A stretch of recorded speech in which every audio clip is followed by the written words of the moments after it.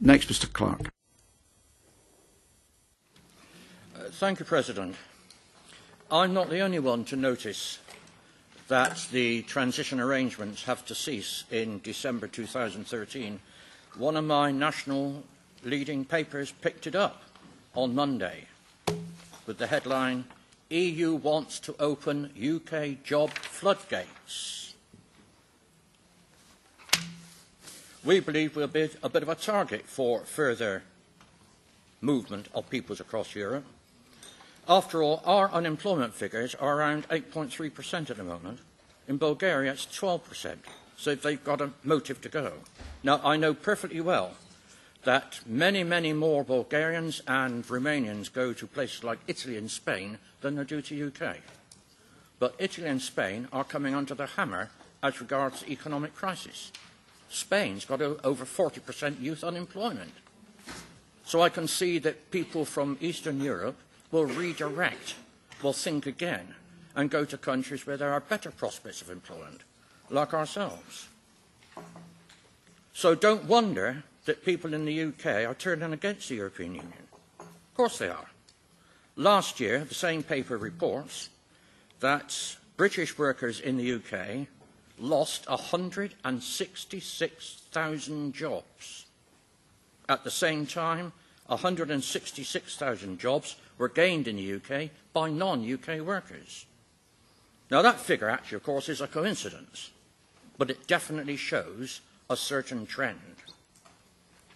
Now, before you get the wrong idea about me and about my countrymen, let me explain that the UK has taken in people from elsewhere around the world for centuries, but in relatively small numbers, so they assimilate. They become part of us. They become us. We are what we are today because of these gradual influxes in relatively small numbers. But now it's 200,000 a year.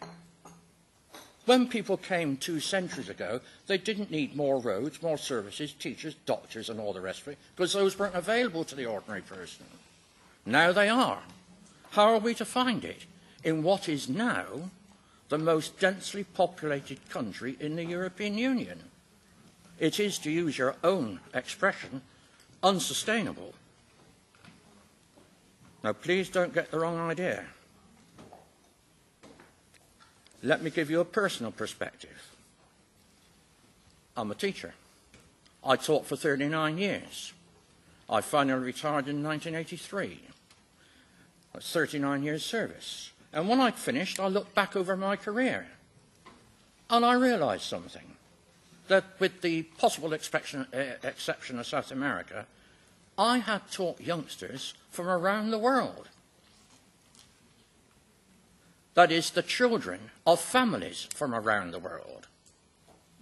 From Australia, New Zealand, India, Pakistan, Sri Lanka, Canada, America, the West Indies, Africa, and yes, from Europe, Italy, Spain, Portugal, Finland, Norway, Germany, Poland, Czech, Hungarian.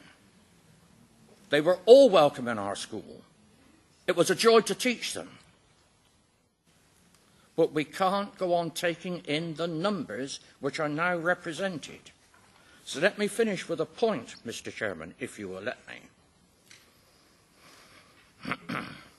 The Lisbon Treaty very clearly says that there shall be no discrimination of any sort. In this committee, only this morning, in the Hirsch report, an oral amendment by the rapporteur was well supported and adopted that there shall be zero tolerance to discrimination. And yet, what do I find in this Commission report we are discussing this afternoon?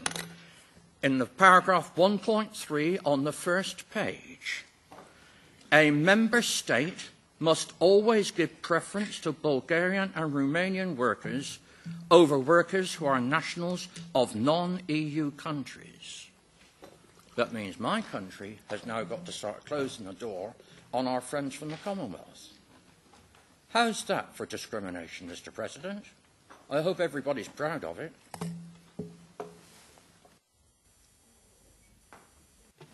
Vielen Dank, Herr Clark. Frau Thank you very much, Mr. Clark.